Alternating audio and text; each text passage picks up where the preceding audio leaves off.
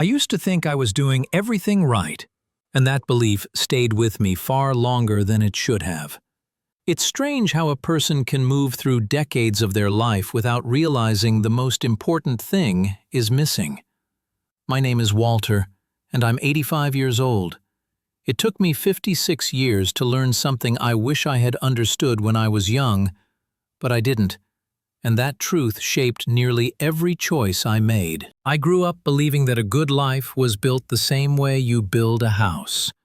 You start with hard work, you stack responsibility on top of it, and eventually, if you don't stop, you'll have something solid to show for it. My father believed that, his father before him too, and no one ever questioned it.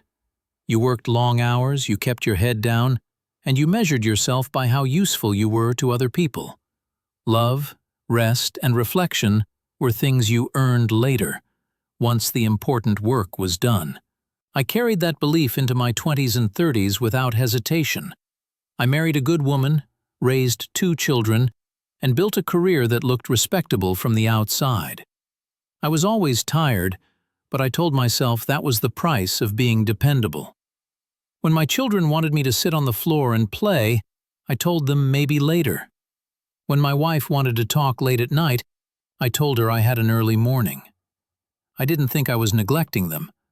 I thought I was providing. Years passed quietly that way. Birthdays came and went. The kids grew taller. My hair thinned. I told myself I'd slow down once things felt secure.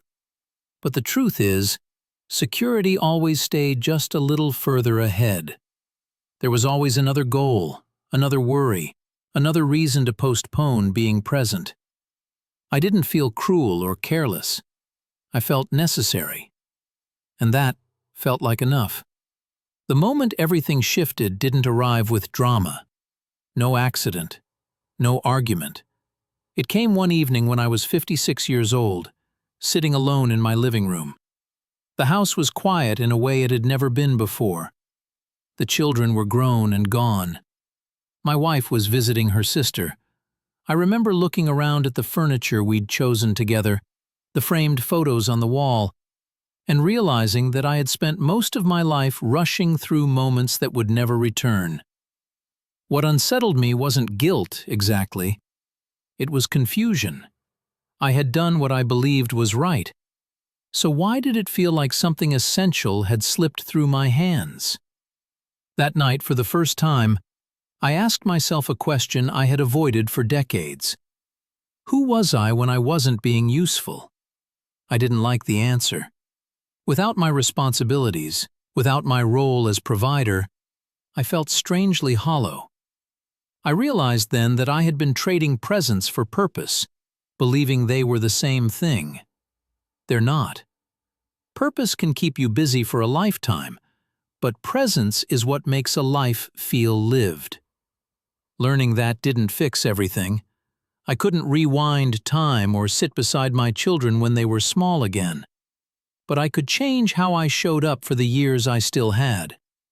I learned to sit longer at the table, to listen without trying to solve, to let silence exist without filling it.